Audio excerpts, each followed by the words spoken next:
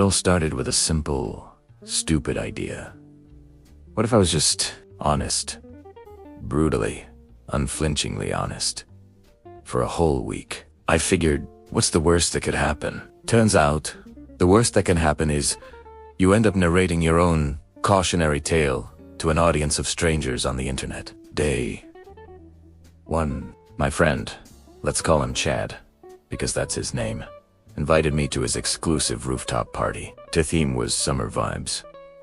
The reality was lukewarm beer and a playlist that sounded like a dial-up modem having a seizure. Chad floats over, grinning like he's just solved world peace. "Isn't this great?" he asks. I took a deep breath. "No, Chad. Ite. Not. The ambience is less rooftop chic and more frat house basement.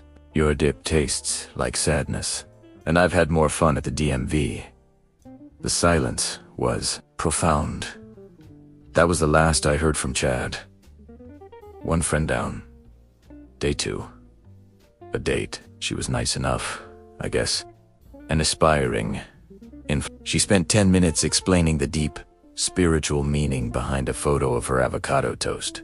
"What do you think of my content?" she asked, eyes sparkling with unearned confidence. I said, "that your content is a monument to narcissism. It's a shallow, vapid performance of a life you're too busy documenting to actually live. Also, you have a piece of quinoa in your teeth."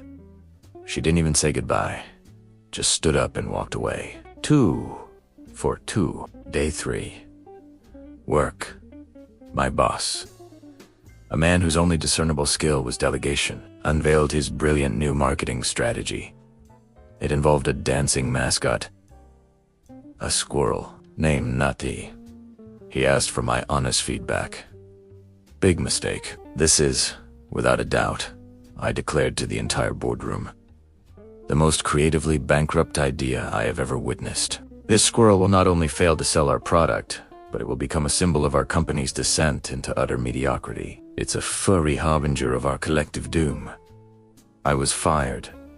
Spectacularly. Day 4. I decided to double down. I went to a modern art gallery, stared at a blank canvas with a single red dot in the middle. The artist was there, pontificating about the void and post-structuralist irony. I waited for a lull. "It's a dot," I said, loud enough for everyone to hear. "You painted a dot. My nephew can do that, and he's 4, and he still eats crayons." The artist's face was a masterpiece of controlled rage. I was politely, but firmly, escorted out. By day 5, I was a social pariah. I told a street magician his sleight of hand was clumsy. I informed a child at the park that his drawing of a dog looked more like a potato with legs. I even told my barista that his foam art was asymmetrical. He cried. I was banned from my favorite coffee shop. Day 6. Family dinner. The ultimate test. My Aunt Mildred brought her famous casserole. It tasted like despair and canned soup. "Millie," I said, pushing the plate away, "I love you, but this casserole is a culinary war crime. It's an insult to both food and time." The ensuing argument was of biblical proportions. I am no longer invited to Thanksgiving, or Christmas, or any family gathering, for that matter. Which brings me to today, day 7. I'm alone. My phone is silent. My apartment echoes with the sound of my own breathing. My only companion is a wilting houseplant I've named Steve.